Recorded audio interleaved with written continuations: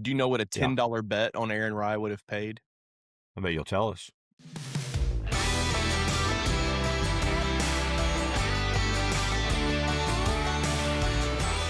All right, ladies and gentlemen, welcome to another BestBall Roundtable. Here we are at the conclusion of the PGA Championship, where an unlikely Aaron Rye, I'd say unlikely, none of us picked him, which doesn't mean anything, but Aaron Rye goes out and shoots a 65 today to win the PGA Championship. So, yeah, it was quite a day.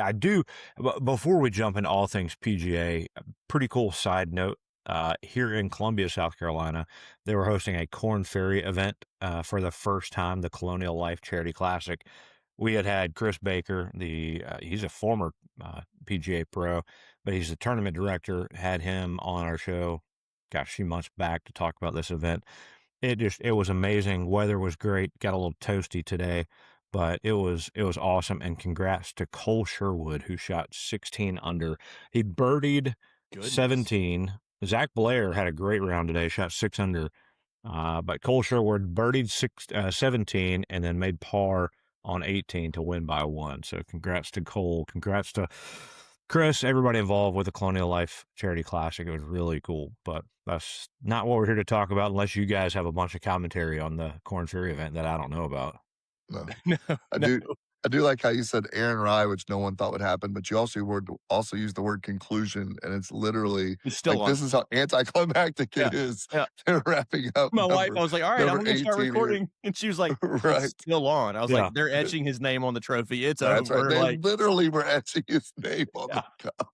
I know. That's what I said. Like, what if Smalley like happened to dunk that number 17, make an ace, and then birdie the next one?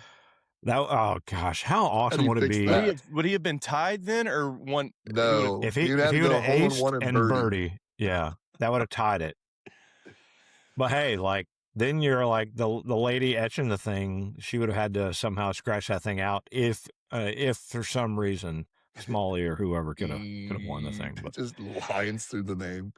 Yeah, like what a story though. Like, hey, look at the PGA Championship trophy. Remember that time they put Aaron Rye's name and somebody just had a ridiculous last 2 holes. But it feels like that would be the most PGA thing to ever happen, right? Like Curse would have fodder for years. Yeah. So I kind of wanted you know how we had like Garrett Kigo, we had like a countdown to his tee time the other day. I wanted just like Justin Thomas on PJ Watch. Like, when did he fire up his jet today? Like, what time was he like, okay, I'm out. Fire this thing up. Let's go home. Like, because for a minute there, and like he said with Amanda Balionis, he's like, I'm praying for wind. And if we had gotten any of the wind we had gotten Thursday or Friday, it could have gotten gnarly this afternoon. Yeah. Well, a lot of players, the way they're hitting their drives, it was like wind was out there because besides Rye, like not many people were hitting fairways. No. Well, I saw a stat, you talk about what did the course require people and things like that. I saw a stat yesterday. It was either the second or third round. There were 170 some odd 3-putts, and there were a total of 240 at the entire Masters 140. event. 140. Oh, that's right. Yeah. So like you might have seen that on the Off the Deck Instagram. That's where that was shared. Is that where I saw it? Probably. We'll give it credit if that's the case. But you think about, because I mean, Scotty, what was it after Friday or Saturday talking about like the pin? He's literally looking at everyone else going, guys, is the pin? Am I out of my mind? But are the pin locations this bad? And that was my first thought on Thursday and Friday when we were sort of chatting about like, how's the tournament look so far? And I thought the entire story of the week was the greens. Just so many different places and spaces, and clearly someone took offense to the fact that no one likes it or pays attention to the PGA because they put pin locations in spots that were just I loved it. Outrageous. I loved it simply because we talk about it all the time. We want to see tour players have to make the shots, right?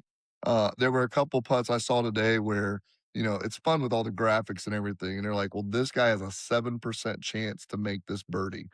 They still are better than all of us. So they roll it within a foot or two to tap in par and those types of things. But if you really want to make a move, if you really want dude, you can't get in the rough. I thought they did a good job with at least the second cut where it was thick enough to cause problems. And the greens were so difficult that you had to be within probably 5 to 8 feet. I haven't looked at like the miss and makes and stuff like that, but it'd be interesting to look at how close they were whenever they made their birdies. Because if it felt like if you were 5 feet away, it was a hold your breath moment on whether or not that ball was going to even come close. And there are a number of times I was watching where like they'd start the putt and you immediately go, nope, that's not going to make it, or that's not going to be it. So Yeah, I did. Max Homa was on the no laying up. I think after he missed the cut, and he made the comment like if the wind wasn't blowing, like he thought Scotty would have won by 7 or 8. I think what he said. Like he said, Really? only Scotty has the ability to control his irons, wedges, everything else so well based on where they were putting things. But the wind picked up for a few days, and it kind of leveled the playing field a little bit. But let me throw yeah, out some stats. One thing we shouldn't be surprised for Aaron Rai, his driving accuracy this year, he's 5th on tour. So wow, he's hitting almost 70% of his nice. of the fairways. So in a place like Aronimink, like that's going to be a huge advantage because he's going to keep it in the fairway and out of like what Jonathan was saying, that rough there. A couple stats from Elias Sports Bureau, I think would be fun to throw out there. Aaron Rai is the first champion of the PGA championship to lower ever to lower his score in each round. He went 70, 69, 67, That's 65. So the that's first that's one cool. ever to do that. That's cool. Yeah. Yeah, Um, first one to ever win with 2 gloves. I was gonna say if I could I don't find the 2 know. gloves. No, there might have been more. We just don't know about it. Each of the last 10 PGA championships were won by Americans. So that was first time somebody besides an American. The last time a non-American won with Jason Day in 2015 at Whistling Straits. Last European to win was Rory at Valhalla in 2014. Um, What is Aaron Rye's nationality? European. England, Oh, England. Yeah, Right. okay. yeah. And the question I was going to ask later maybe is like, are we starting to think Aaron Rai for a Ryder Cup? Can he break into the dominant force that is the European Ryder Cup team? Well, how many points did he just get by winning this? I mean, A winning a lot. major almost doesn't necessarily lock you in, but It's I mean, close. yeah. Ooh, how about this stat? In the first, in the era of 4 current major championships since 1934, there has never been an instance of the first 2 majors of the season being won by Europeans. First time. That's That's wild. crazy. Yeah. Do you know what a Yeah. $10 bet on Aaron Rye would have paid? I bet you'll tell us. Let me guess. Hold on. Hold on. A $10 bet? Mhm. To win. He had to have been like plus 22,000 or something like that. You're close. It was 17,500. Right. So $10 would have paid 1,750. Oh, stupid state. I would have gambled on him. Like, Oh, in the largest field in golf? Well, I mean, yeah, of I course. had a chance to look it up, but I was curious, like, what were his odds compared to Michael Block? That's funny. That's interesting. The problem you have is like if you're trying to cover your bets, if you bet $10 on everybody, Right. then you're at $1,550. And the only way that wins is if you have like the long shot, like in this case. Right. Because the other names, we were, Chad Robbie was like, who do you want to win? And I was like, I just want 6 people to be in a playoff. Like, I Yeah, just wanted to a watch 3-hole aggregate a playoff. That would have been 3-hole so awesome. aggregate. I mean, It would it would have been like be like a horse Sweetens race. Cove with Decker and the boys, right? It'd have been Well, like, all right, we're going out with an 8-some here. Yeah. because how many times would you have to go through that before you finally got to just one winner? Because you'd have to go to a 3-hole aggregate, and then there would be, 1 or 2 guys more than likely out of that would still be tied. They'd have to go You'd back and probably do it go sudden death again. after that. Is You'd it? probably get sudden death after that. Yeah. So if you had, let's say, your 6 guys that you wanted, and 3 of them tied, it'd probably be sudden death from there. It would have been must-see TV, and we would have been doing this much later in the evening. Might have been doing it tomorrow. Yeah. Right. Yep. So No, I was very go ahead, Josh. I was very skeptical of Aronimink leading up to this tournament, and the place showed out. Like, it was awesome. We kind of already touched on it, but like seeing these guys be humans and somewhat relatable because of the putting It wasn't a hard golf. I mean, if you put it in the fairway and had a wedge in your hand, that's the test began once you got on the putting surface, and that was a lot of fun to watch. But the place was fantastic. I mean, I don't know what their plans are for future events, if they're going to host other tour events or signature events or what that even looks like. I'm sure they're already on the PGA calendar for a decade and a half from now, for another PGA championship, like we touched on in the preview episode. But I thought it was great. Of course, Philly sports fans kind of had their way with Rory today a couple times and saw him get pretty ticked I off. hate that. And that's just like, I hate again, that. I we sat there thinking, like, what kind of qualifications? Like, you get your metal detector, you can't bring dumb stuff into a thing, but like, there needs to be a moron test of like, yeah, you walk through and like, hey, what are you going to say when somebody hits a tee shot? And if you say Baba Booey, I'm sorry, you can't you're make it. out. You can't come in. If somebody's going to yell at a player for missing a shot, nope, you're out of here. You're out. Like, Yep. there's got to be some moron test, and just don't let those people in. Yeah. Yeah. Again, Well, it's maybe just that's the another thing. You take reminder. your take the cell phones away. I think that solves a lot of problems. It's a reminder of the difference at the Masters, right? I was sitting at number 4 at a practice. No, it was last year. I was at number 4, and it's a par 3. It's the one place you think someone could or maybe should yell, "Get in the hole," right? And one of the Richmond County police officers, he's like, "This has been my hole for 17 years." And some kid yelled, "Get in the hole." He goes, "Not in my hole." And he went right over to him and was like, "If you guys say another word like that, we're yanking your credentials and you're getting kicked out." That's And awesome. so, right. And I mean, this wasn't a master's person. This wasn't a volunteer. This was literally a police officer. And he's like, "I've been at this hole for 17 years now, and this is not the way we treat this course." And so, like, you kind of wonder, it's hard to say, like, could you translate that everywhere? I think sporting events in general would probably be better served if there were no cell phones. It would create a whole new atmosphere, and you could just sort of say it out loud, like, "This is what we're expecting." Maybe not every tournament, right? But all the majors, why wouldn't the PGA want the majors to be something that is completely focused on golf centric? They've got enough. I mean, you always have the waste management where people can be stupid, and we expect them to be, right? Like, that's the expectation going in. But at the major level, and even from the sense of, we always talk about, like, at some point, no one comes to your job and yells at you whenever you mess up. So could we have those same type of expectations for these type of tournaments? I just Yeah. would rather not have my phone almost anywhere, so Yeah. Oh, it was fun. I mentioned being out at the Corn Ferry event, and Blades Brown was out there, this ridiculous, 18, 19-year-old kid. And I watched people with their phones, and I'm sitting there thinking, like, one, I would probably never go back and watch it. I did record him on his drive on 18, but like walking down, or number 9, but walking down and watching him at his next shot, I'm like, I just want to watch this. Like, watch right. him, like, do his thing, like, try to be engaged and appreciate the fact that I'm getting an opportunity to see this kid, young man that is going to be probably pretty Star. good on Yeah. the PGA Tour for a while. So, um, but overall, I think, Josh, you said it right. Like, Aronimik showed out. It was a great event, a great course.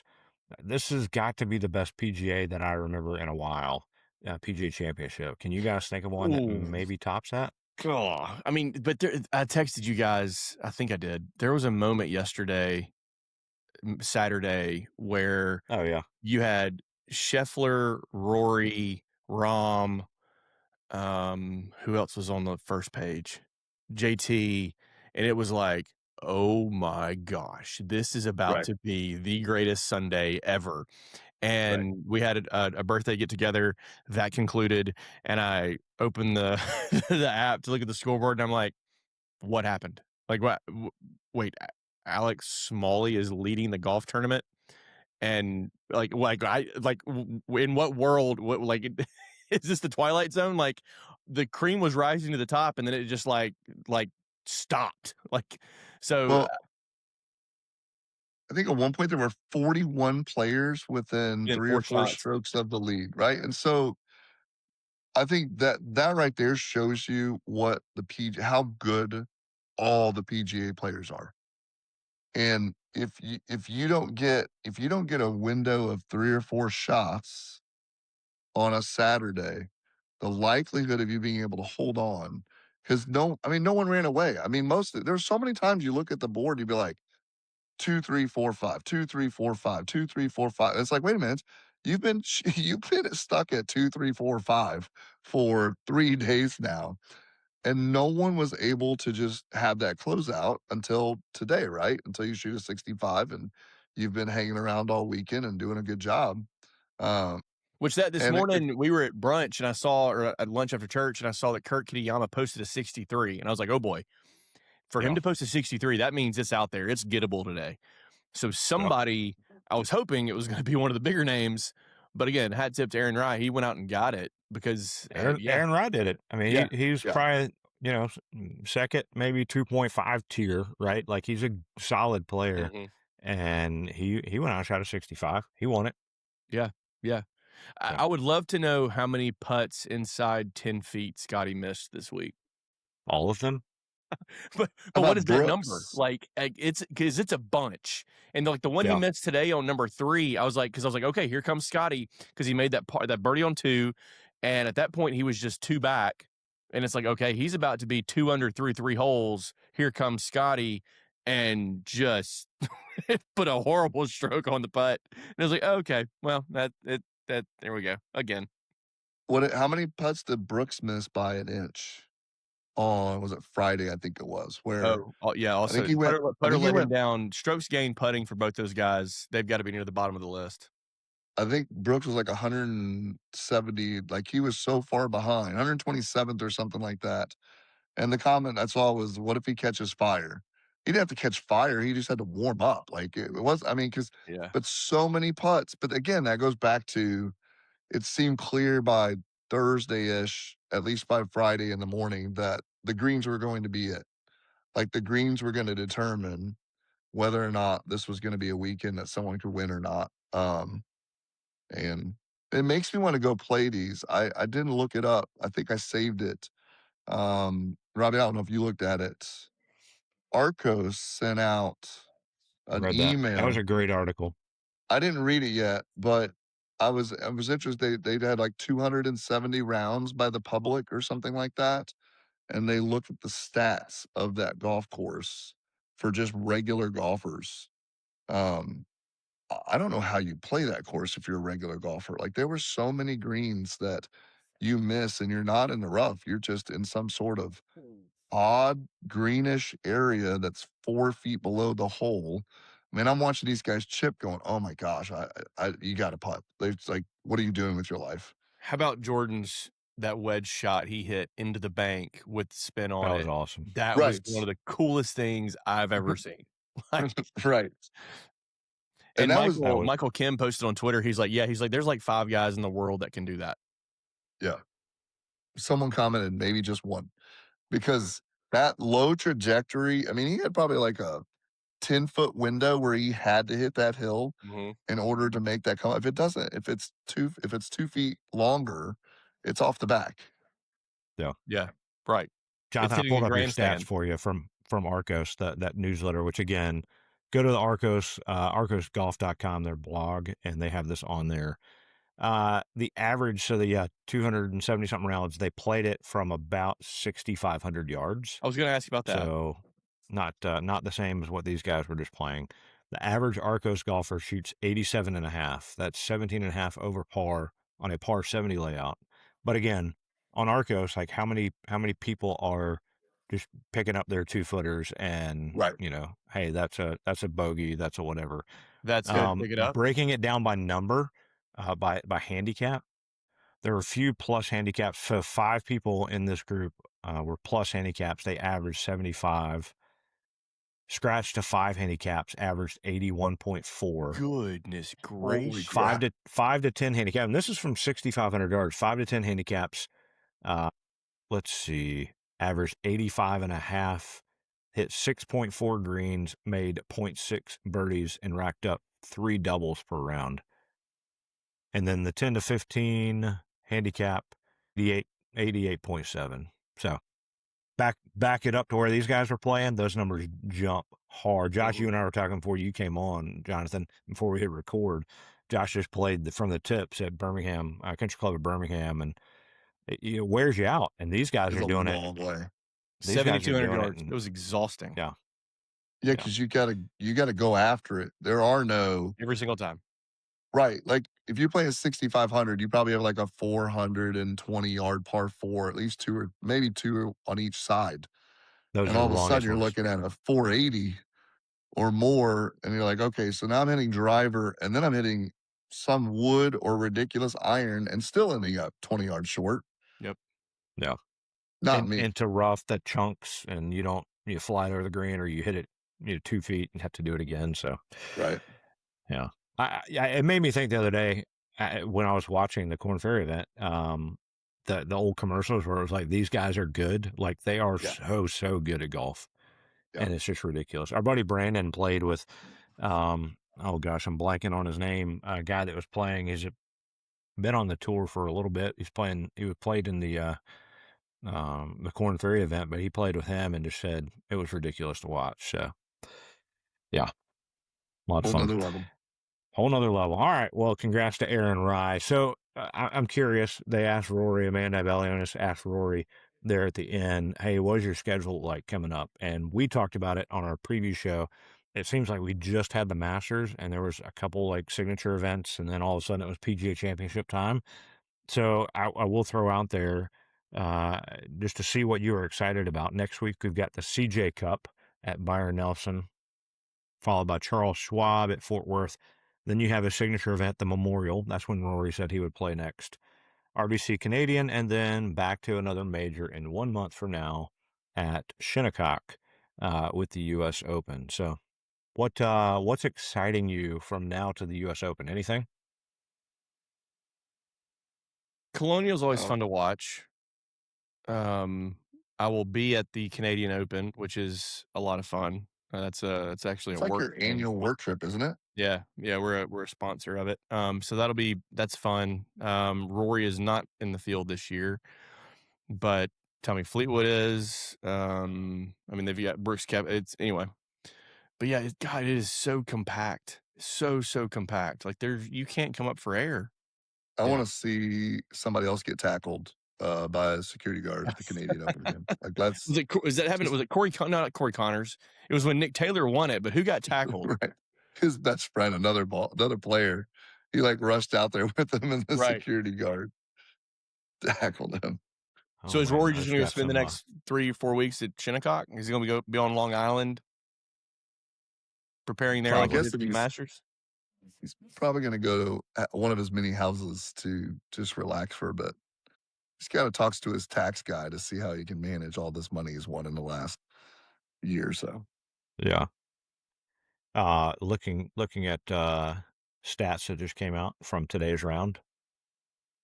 Aaron Rye, 182.5 feet of putts made. 182 feet 5 inches. How many feet of that was the last that went on 17? They said it was like 60 something, wasn't it? Okay.